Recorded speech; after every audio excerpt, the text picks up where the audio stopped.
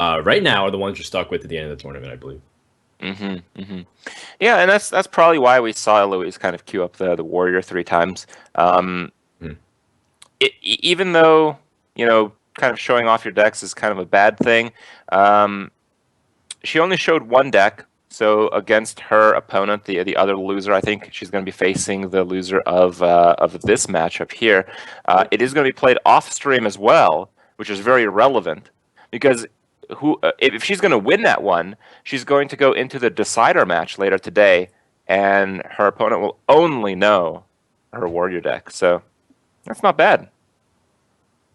Yeah, absolutely. I think one of the things like you have to always look at as a player is the silver linings of stuff as a Hearthstone, because things will inevitably go bad for you one tournament. So just take every edge you can get. Being able to conceal that first round information, and guys, we do it because of the interest of time. If we were to play every single match on Double Elimination, it'd be 10 matches, and we'd be dominating the entire time. And then me and Crip would kind of be like, gassed a little bit. By the end of the stream, we wouldn't have anything else to say, nothing at least insightful. So we're cutting 2 matches out, but we're still going to see the second round of the losers, aka the 2 players who go through from the top end of that bracket. Still going to be good stuff. I believe we're still getting set up right now for Thijs and Amnesiac, but we're about to get underway here. Looks like we're going to start things off with Druid versus Druid, and this is always a fun one. Because we see Ragnaros, that's already immediately different than what we normally see. This is kind of like the old school Druid. Yeah, Ragnaros used to be a pretty decent card, again, because of that that factor where minions that you would play would die to just damage. They wouldn't have to die to damage and then die to another damage and then die to an AoE effect, So just single target pummeling down health minions is so much more effective with GVG and Naxxramas out of the set. Yeah, definitely. And one of the players to pay attention to are guys like Thijs, who have played a lot of Druid mirrors in his day. And I think a lot of people are looking at it these days and be like, well, of course everyone plays Druid mirrors, in the past 3 months, but Thijs has been playing Druid mirrors since 2014 and a lot of open cups and whatnot. I think he's really got this stuff pinned down. Already introduced with some interesting choices, with being able to innervate out the Violet Teacher, followed up with Wild Growth. And that's just super dominant board position against a player who has no plays really until turn 4. I mean, Savage was not really a legitimate play, just a 1/1 token. Yeah, it's going to be Violet Teacher into Wild Growth, so you catch up a little bit. I think the main reason why I believe it's Thijs that made this Violet Teacher play is because there's no card that Amnesiac could have that could counter the Violet Teacher, so it guarantees the board for next turn. While if you play the Darnassus, in the best case, it may have been a little bit better overall, but it could just be straight up countered by a Wrath and be a horrible game. I really wonder how good this deck is with Violet Teacher, because just because we see Violet Teacher doesn't mean that it's the old variant of Token Druid. It could be just Violet Teacher, a 1-to-1 replacement of Pilot Shredder. But at the same time, it'd be really unique to see Thijs go for that token-esque approach with Power of the Wild, for example, as opposed to some of the other cards you'd see in Druid. Yeah, well, if you're running is that Ragnaros in both decks? Both decks. Yeah, it is. Thijs back in the day, along with the rest of the Nihilum guys, they loved Ragnaros in decks. Life Coach as well, RDU, part of that group. And this was in early 2014 or 2015 when they were starting to put Ragnaros in almost every single deck that they had, because they felt like it was really powerful in the metagame. So it's almost nostalgic in a way to see Ragnaros, who was once such a overpowering dominant legendary back in the metagame at the beginning of Hearthstone. People always said Ragnaros, Sylvanas, Cairn Bloodhoof were the 3 legendaries you wanted to craft if you wanted to do very control style type of decks. Alright, well here comes the second Wild Growth. I think the reservation is because of Mind Control Tech, perhaps. Mind Control Tech is actually a card that you can expect to see once again. Now the Keeper is still pretty good here. Yeah, Keeper pretty good, but now this Darnassus Ashman will be protected, and that means Ragnaros pretty early on with no signs of the Big Game Hunter yet. I mean, we still haven't even seen anyone draw Big Game Hunter, let alone have it for legitimate answer for 7 or higher attack minion. So I mean that Ragnaros can just impose on the board multiple turns if it's hidden behind a Druid the Claw. I'm kind of worried for Amnesiac. I mean, it's one of those things Yeah. where the matchup has definitely swung back and forth in the past, but I'm not really seeing much light at the end of the tunnel here. Also, there's a Savage Roar waiting at the end for a board with at least 4 minions. That's pretty intimidating as well. Yeah, I don't see how this is going to work out. It looks like a swipe next turn might be okay. Oh, okay. Oh, okay. And he does actually play around that. Very good plays from Thijs here. Yeah, that would have been cashing in immediately so that he can be protected against it too, and he knows that even if his opponent takes an opportunity to develop Wrath, then he would have limited plays, like 3 mana remaining, which back on turn 3 all he had was a Farseer. Whoa, double 2 Savage Roar. How much damage is that? Yeah, it's wasted just because it plays so badly into a Druid the Claw. You have to Ragnaros here. The question is, do you Ragnaros and pass, or do you Ragnaros and double trade in order to get the face hit? Yeah, I don't think the Mana Crystal matters as much, and you have 2 Savage Roars, so I'm liking the plan where 8 damage goes to the face crit. I'm liking it. Okay. Well, there's Living Roots, one of the few remaining cards that populates the board a little bit unfairly. But it looks like he needs the card to be much more unfair than that. Yeah, he needs access to just more mana this turn. Like can you get it? No. You can't just Emperor here. That's suicide. But looks like you don't have any play really. You just have no play. What about Harrison and Living Roots? Is that too weak? Everything's too weak. Well, okay. Let's just saying, like, is that so weak that you just instantly lose by doing that? That's one of the things you have to evaluate. Oh my god. Well, I mean, that's not. You can't use all of that at this turn. I think this is lethal. Oh, it's I'm lethal. pretty sure this is Guaranteed. lethal. Yeah, because the one attack minion trades for Emperor. Yeah. And I was kind of yeah, ignoring that, but looks like that's 2 over. Oh, he just actually has direct with the hero power as well. That's just haha PM finish. I like it. All right, so that very first start with the Innervate, more than enough for Thijs to snowball the board. I mean, we kind of knew as a foregone conclusion that Thijs was super far ahead, but the big takeaway once again that we're pointing out and Crip astutely observed was, is Big Game Hunter even in these decks, let alone being something that you want to play against an early Ragnaros. I feel the main reason to play Big Game Hunter is if you anticipate a lot of players playing Handlock, but we've actually seen 0 of that. But I feel like Handlock is still a very playable deck. You lose the heal bots, which is kind of a big deal. I think it makes your matchup against aggro pretty bad as opposed to what it is on ladder right now. But I think everything else is pretty good. Like Handlock just destroys a lot of the slower decks, and there are a few slower decks out there. I wouldn't be surprised if some players just ran 3 decks that countered just regular mid-range decks. Yeah, that would also be cool to see. Although, again, it comes down to how brave some of these guys feel about their decks. Speaking of being brave, Thijs has to go up after witnessing another Dragon Warrior be demolished. But, I'm going to be looking for... Oh, it is! Big game! Oh, the Team Hunter! It survived! And this is a good time to have it. That there are a few dragons that are in the big game range. But I feel with this hand, you're probably going to have to play the BGH for tempo.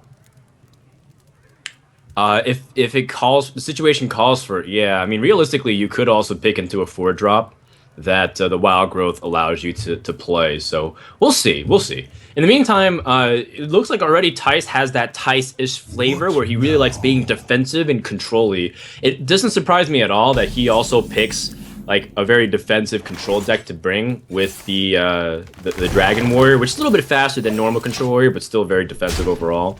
But things like the Farseer, that's such like a Thijs thing to do. He likes putting Farseer in Druid. He likes putting Farseer in his Dragon Warrior. Pretty cool stuff. I think this is something that people don't really identify immediately when they think of the players like that, but it's a very big trademark, kind of like an artist with a signature MO in some of the paintings. Wow, very artsy. Now, I feel like even though the Fiery War Axe is not a great play, that the coin has a lot of value because your hand is pretty clunky. So I would like to see the Fiery War Axe here, but I think the monkey would make the biggest presence on the board. Well, you also have to think too in anticipation of what you want to, what you can expect on turn 4. Tiger! Yes! This is cool. So one thing that Amnesiac has actually been doing for a while now, for about a month and a half, was climb to top 50 legend with Stranglethorn Tigers. I think he replaced Azure Drakes in his deck, so he might probably have replaced that altogether, like no Drakes, and just have Stranglethorn Tigers, and that just extends your combo range to be that much higher, like 21 guaranteed if you can get it in late stage of the game. Not to mention, there were a lot of minions that the 5/5 would trade into super well as you battled on, so it's an underrated card as well. I like it. Yeah, the Stranglethorn Tiger is considered a pretty good card in most places in the game. It used to be used in a lot of the mid-range Hunter decks. In fact, I actually used it in mid-range Hunter on the release of TGT, and that worked out pretty well for me. Don't you mean on the Road to Legend? Crips Yeah. Road? It was Stranglethorn Tiger it was Coin Stranglethorn Tiger into Ram Wrangler. I remember watching that stream, and you got some pretty awesome stuff. Yeah, Tiger was like the only beast that really couldn't be removed. Like even Highmane seems to be removed much more than the Tiger. The Tiger would only be removed with like Doomsayer combos from mages and like brawls from warriors. That's about it. Nothing else would really kill it effectively. Makes sense. Another minion that's pretty tough to remove here is the Ancient of War. Is this the opportunity to use that, and would you squeeze into Living Roots here? Because the alternative was to play removal on the board, like Force of Nature. No, I don't like Living Roots. This will get into so much trouble. This is like the ultimate brawl board on 5 mana. Oh, that's a good point. 5 mana brawl boards. Yeah, considering that you eliminate on average a lot of stats from the Druid, if you can like 50% chance to eliminate 10 or 11 power from the board on their side is such a big deal. Especially because one of the things that is really key is that if you're playing Stranglethorn Tiger and you don't have cards like Azure Drake in the deck, your card draw is really limited. And Druid, one of the ways it loses to Warrior, that's like any kind of defensive control warrior, Fatigue, Dragon, Control, etc. One of the ways it loses is just gasses out. That's why Ancient of Lore is one of the best cards in the matchup. So it's like you already have lack of card draw. You might really be starving later on. Oh, wow. This is a coin armor up shield slam here. With a bash. I mean, Ancient of War drew a lot of removal pieces, but at the same time, Druid used Innervate to get this out. So Thijs also feels like he can spend more cards to remove it. Whoa, big time draw here. Ancient of War draw. Also, at the same time, the Ancient of War still dealt the 5 face damage. I mean, there really wasn't much of a loss there. What I'm surprised is that Amnesiac is so reserved with this attack from the Stranglethorn Tiger. Like, don't you have to go through these taunts anyway? That is true. But you know, it's kind of like one of those things where stealth timing is such a key thing. Like if you think about Shade of Naxxramas, for example, you start attacking right around the 5/5 range for a lot of decks. And I think because he had such a really good convenient trade with the 3/5 into the 5/5 into the 3/5, he definitely picks this up. But now that he knows like Blackwing Corruptor is possible, even another bash. So I think he was just really calculating it, but I don't think you're in a position where you can perfect do that. here. Oh, it's ridiculous. Yeah, perfect. And you have another Force of Nature drawn, so you have 21 damage follow-up, which is exactly where they'd be if they just armored up with a minion. Yep. No dragon, by the way, for Twilight Guardian to activate. Oh, the Farseer is good enough, and possibly the Slam can draw something as well. Oh, there's a dragon. JK. Did I say that he didn't have a dragon? Yeah, mana efficiency should dictate that the Farseer is played. Oh no, there it is, Ragnaros again. Warrior already used Shield Slam and Bash. It's very clear that if he had Execute of some sort, the Warrior would have used it very cleanly on the Ancient of War. I like it. Hits face. I mean, that's kind of what you want to do, but does that give Warrior a chance to climb back on the board? Thijs needs Execute right now, right? Is that basically it? No, he's still alive. He just needs Ragnaros to not be cruel. That's about it. He also chooses to slam Ragnaros instead of the Ancient of War. Oh, sorry, Ancient of Lore. And now the lore, I guess it's because he feels like the lore can't kill the dragon, so he has an opportunity to draw into Execute. And this was a backup plan as well, to be able to remove the Ragnaros, so that's perfectly fine. Are you dead? No, you are not. You're not dead. I think you're at 1. Oh, yeah, 1. Okay. You have to use 6 damage, so the full combo is 21. Right. So he's effectively at 22. Farseers. I mean, Farseer, when you don't have access to a lot of taunts like Belcher and Healbot, is still a pretty underrated card. Like, it still grabs you pretty commanding tempo early on. Druid doesn't have that many 3-drops, normally they like to do. I love this, that healing the Ancient of Lore, so that way your board's as resilient as possible. And again, same exact position as there's no outs here anymore. This is done. Yeah, the Warrior falls again. Warrior's 0-4 in the tournament so far, by the way. If you're anticipating Druid as well, you have to imagine that this deck is even equipped to try and kill Druid. And you know, like, Warrior got the stuff it wanted. Once again, Fiery War Axe on turn 2. It got the early game curve with, like, the Fierce Monkey, 2 Twilight Guardians, a Blackwing Corruptor. Like, what else do you want? Like, they even have Bash and Shield Slam. Like, it's at this point where you just realize that Druid is so overpowering in a matchup of pressuring and ending with the combo that nothing changes, even if you take away the Pilot Shredder and Shade of Next Chance. I think you're right, but I think if the Warrior had an Execute for like the Ancient of War or something as devastating as like a Black Knight, things would have been quite a bit different. Think Black Knight? You think we'll see a Black Knight in this tournament? I think we've seen a taunt minion in every single deck except that face shaman. Yeah, but they can't tech it in retroactively. Like, now that they see decks, they can't change anything for the entire tournament. So I'm just saying, do you think we'll see one Black Knight? I think so. I think someone has made that guess. It's also not really a card that you invest much into putting in your deck in a lot of cases. Like, I think you can put Black Knight in your Druid deck and you wouldn't suffer that much. All right, this is pretty awesome. Okay, so first of all, dragons are continuing to be showcased here by Thijs. Again, he's a control player. He doesn't really like playing the aggro stuff.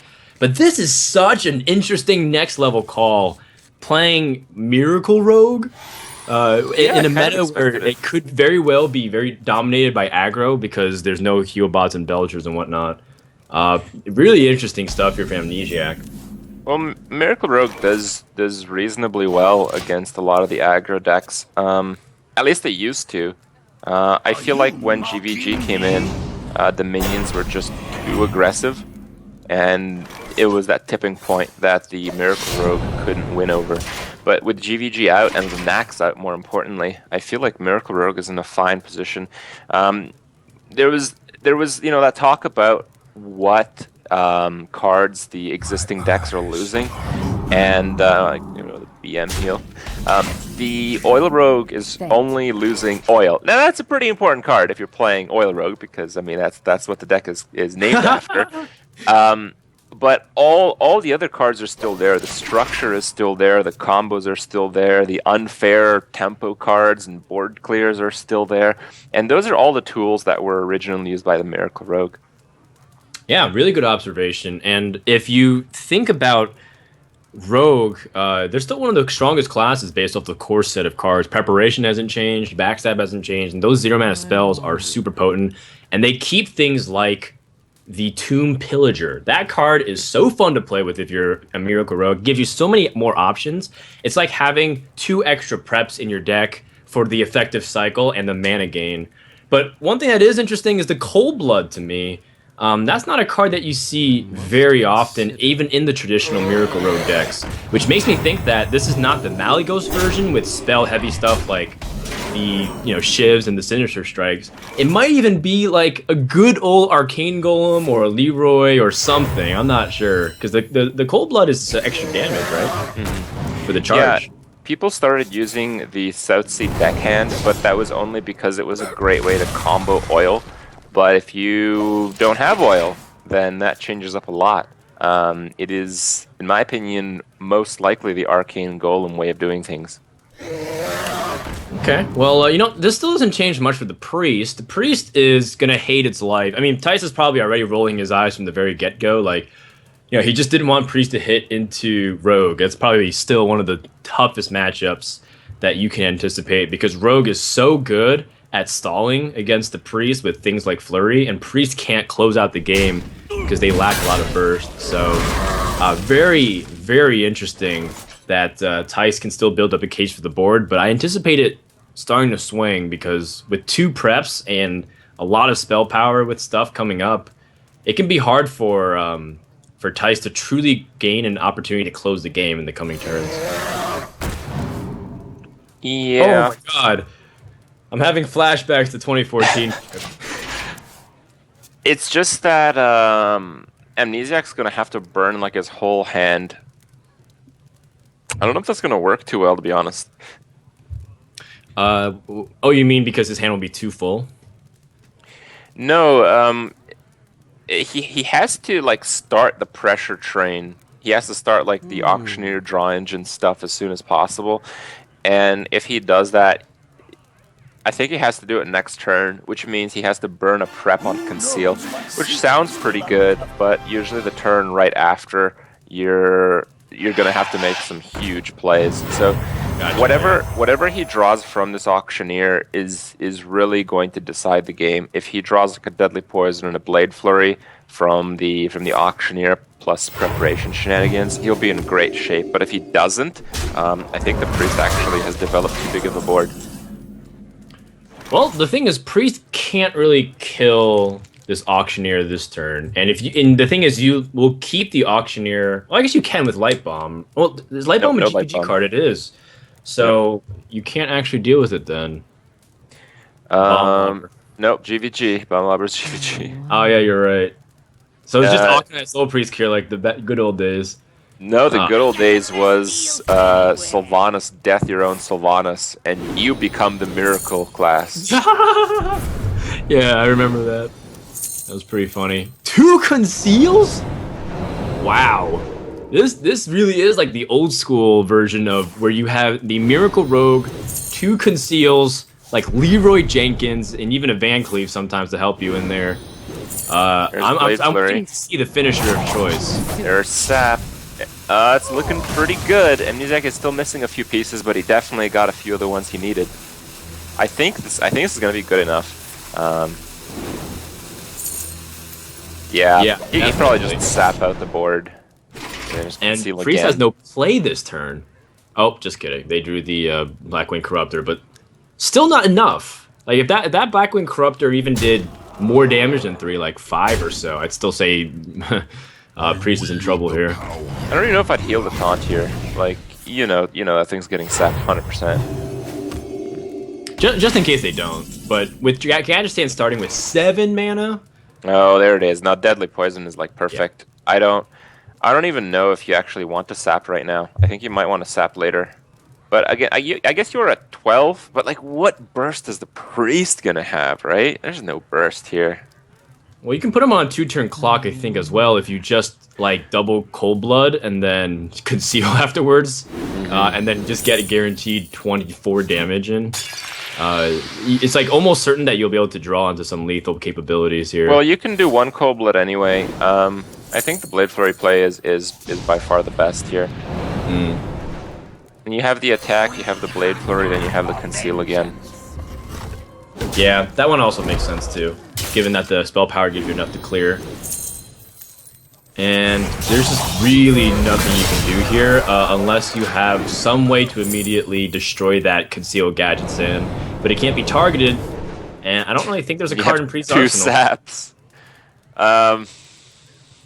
Yeah, I mean, I think the only way that Thijs would win this is if he drew an Azure Drake into a Mind Blast and just ended it with 6 damage off Mind Blast, 3 off Holy Smite. That would have been the sickest thing ever, but I don't think that's a card that's ran in Dragon Priest, even in this type of tournament.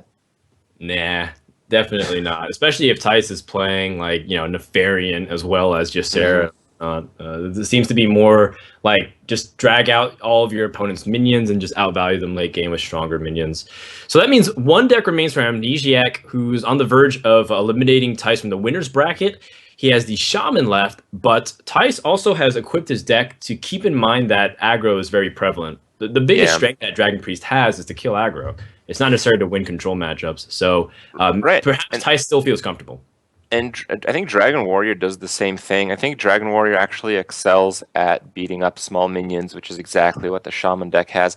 Even though we've seen this matchup go towards the Shaman's direction earlier, Trump was literally on exact lethal, waiting on exact mana with every single card in his hand being played.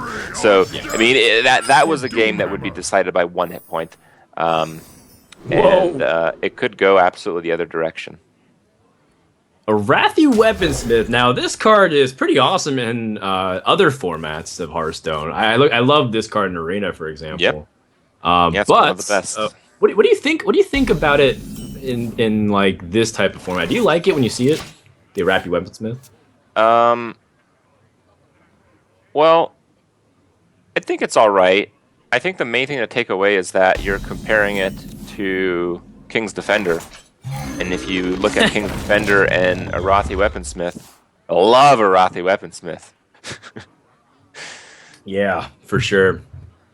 But you know, oh my god, once again, Fiery War Axe off the top of the deck on turn 2. I mean, at this point, it's just following a cycle of memes. Where it's like, Warrior always has it. But that's also a really strong start. 2 Totem Golems to begin the game here. Mm-hmm. We have not seen any openers with Tunnel Trogs though, and that's really where it gets completely out of control with Shaman. Yeah, the Tunnel Trog with the overload mechanics are bananas. But you know, one thing to consider is that Amnesiac is also keeping his deck very board centric for his aggro shaman.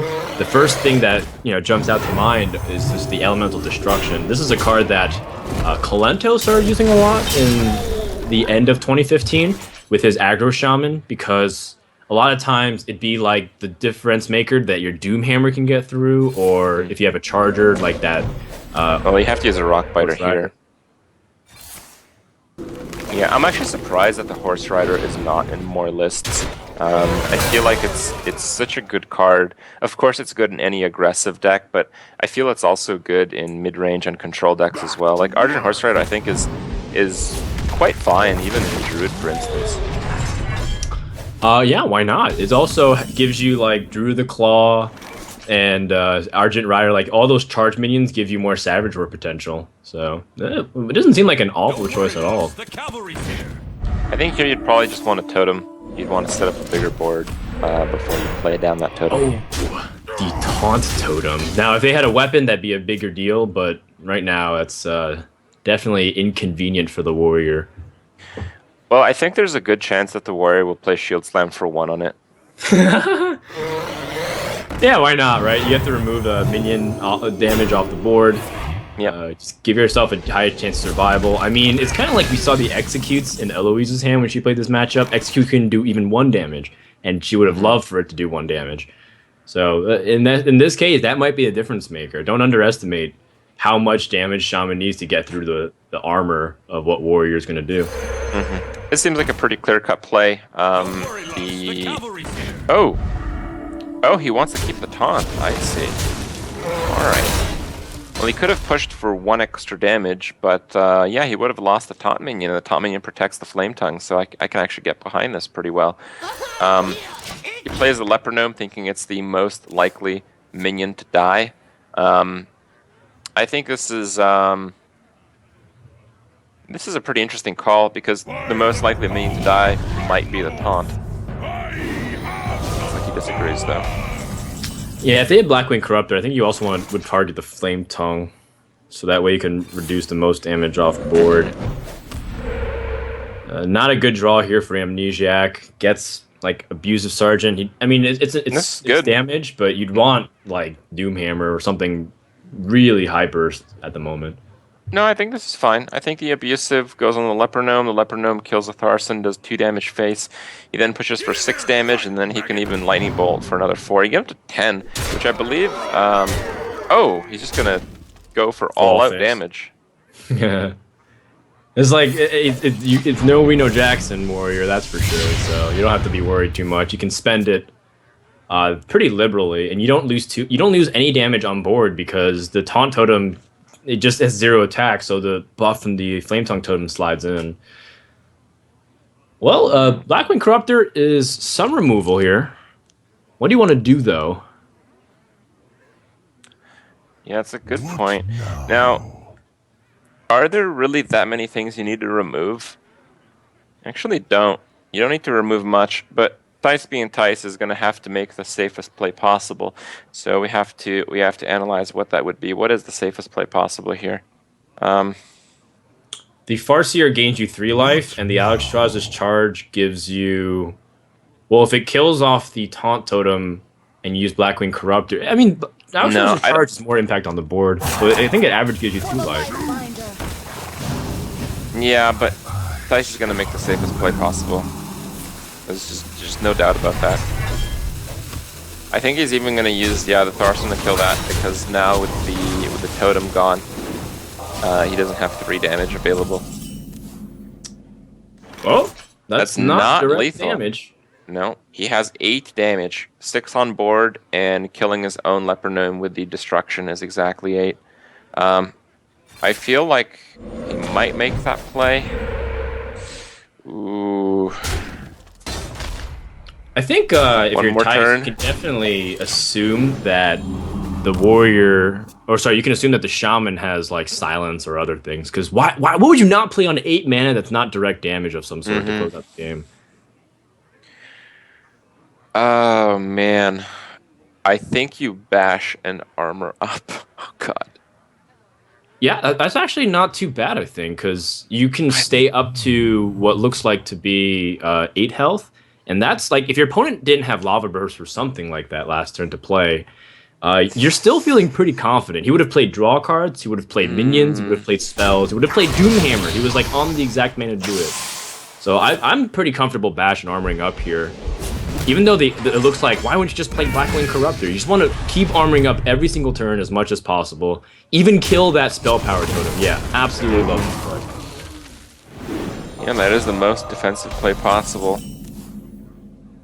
And Knife Juggler's not going to cut it. But the Elemental Destruction is pretty good.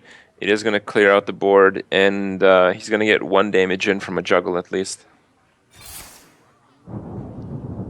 So you're going to be representing 3 damage. Your opponent will have 9 life, assuming he hero powers. And that means you have to draw 6 damage with your next card. Or actually 5, because the 1/1 token survives. No, Shield Block is probably it. I think that's oh my god, just enough HP to stand. And a Fierce Monkey! So clutch! Fierce Monkey doesn't actually do much here. Well, he doesn't know that. Ooh. I think he has to save. He has to save the Rock Biter. I think he's got to go for the Doomhammer play at this point. I think you got to Earth Shock the monkey and just go face and hope you get a Doomhammer. You're just not winning the game otherwise. There's just no way you can win. Probably, yeah, because even that 1 damage might matter. Let's see. If he goes up to 14 next turn, if you don't do that, and you're going to need the Doomhammer to hit over 3 turns then. Because he's going to armor up out of that range. So that 1 damage is pretty relevant. Bash. Oh, the bash! Well, let's first see what Varian Rin's going to bring to the battlefield. Nope. Or not. And nope. And nope. Some armies of Stormwind, huh? Yeah, that was, Ancient of Lore Senior. Not bad. Not bad. Yeah, I guess that works. Just armor up 1 more time so he can optimize his life gain. Recognizing on 2 cards, there's no 2-card combination that can outright kill him. He has to draw Ancestral Knowledge into something. Yeah, it has to be Ancestral Knowledge into Doomhammer Rockbiter, and that actually is lethal. He could have top-decked him horribly. Yeah, that would have been crazy. That would have been nuts, but it's still possible. But if he plays Bash, I think he's just out of range. Wait, no, he has a Bash is only 1 HP. That same thing could happen. Putting him at 1 HP. Oh, you mean the Ancestral Knowledge play? Yeah, that could still happen here. The dream is real. But I mean, if I'm Thijs, I'm playing like super duper safe, right? Yeah, but even still, you're at 16. That's how much damage you do with that ridiculous draw combo. Is this the last hit? I mean, I don't think there's any other thing that could happen here. You're just dead next turn as the shaman. So. Oh my god! Oh my god! Hex. Oh, looks like you have another chance, I guess. But yeah, I think you're gonna be too overloaded to do it next turn. Right? Yeah, you're too overloaded, and I think you're dead anyway to just the board. Slam and Fiery War Axe lets you get through it pretty effectively, and then you can kill it off. So that's gonna wrap up game number 4. We have a tied series, and Dragon Warrior Crypt gets its first win. We knew that this could happen, but it actually did, and now we don't even know what to do with ourselves. Yeah. 1 and 4, not bad, not great. Okay, it's bad. Yeah. All right, but he's still got the Dragon Priest. I kind of feel like, well, going into it, I felt like the Dragon Priest might have a better matchup. But it looks like the Warrior has more health recovery with the bashes and the shield blocks. The Priest, we haven't really seen much of that. I mean, Light of the Naru is GVG, right? And we haven't seen Holy Fire. Good point. Holy Fire, it could be a way that you stay alive in aggro. Holy Fire is such an interesting inclusion because it doesn't directly fit the Dragon Priest plan. Dragon Priest has very strong game plan of building a board of overstatted minions and then using the hero power to just make sure that those minions keep getting very effective trades. Even cards like Holy Smite, for example, that card was included in the very beginnings of GVG and Dragon Priest, but then you have Vol'jin in it, but now Vol'jin's not included because I think that's a GVG legendary, so it's like you can't really, you don't have as many options as you used to. Well, this is a pretty sad play. This is the Northshire Helior Northshire play. I mean, would you Holy Smite this down? You want to do the Holy Smite and the Twilight Whelp? Well, maybe not Twilight Whelp because that's your dragon activated for other stuff, but maybe just to keep the board clear so that way you can't lose it to Abusive Sergeant of any kind. I wonder. I think that's Twilight Whelp. If the Shaman wants to use his hero power to kill Twilight Whelp, I think you just win. Because then you Farseer and then you draw a card. Yeah, maybe. Quickly. Yeah, I mean, you're not playing the Twilight Whelp until turn 4 at best. It's not really worth much. All right, well, this is the slower play. This is kind of like the standard play. Yeah, but I mean, you do get punished by the worst possible scenario, which is Abusive Sergeant with another 1-drop. And Amnesiac is going to commandingly seize the board with more minions coming up afterwards. Now I think you really... now you have triple 1-drop. Now it's actually great. Yeah, big pickup right now. Because Northshire Cleric challenges everything. Okay, the Holy Smite on the Abusive probably means that Thijs is playing Shadow Madness. I think otherwise you'd want to take the damage up gotcha. front. Because the you can take the leper gnome and then avoid the damage. Mm-hmm. But is there a scenario where I mean, so you're saying generally you would kill the leper gnome first? I think so, especially with Farseer as your next play. Because if you have good trades and Farseer is not part of healing minions, you'd Farseer your face. And yeah. Well, I would probably say no matter what, you want to Farseer your face. I mean, it's probably a little bit too much of a blanket statement, but you know your opponent's playing Elemental Destruction as well. So if you value board a little bit too much, and you're not healing your own face, you might overextend a little bit. Whoa, well, no, that's a really big draw as well. Power Word Shield, so that way you can cycle through your deck and use your mana efficiently. So pretty good stuff here. Thijs just gonna go ahead and favor his board position a little bit and use Power Word Shield second, but I don't think it would have changed the play at all for 3 mana. There's Wild Pyromancer, but there is the Doomhammer. With the Druid hero power to give it that extra 2 damage, similar to... Wow, good point. That is the best hero power with the Doomhammer, isn't it? Yep. Well, okay, it's technically the same as a Hunter hero power. It just gives you an extra armor piece. You gain armor. That's just better then. Yeah. Assuming you can hit face every time, and not run into Twilight Guardians.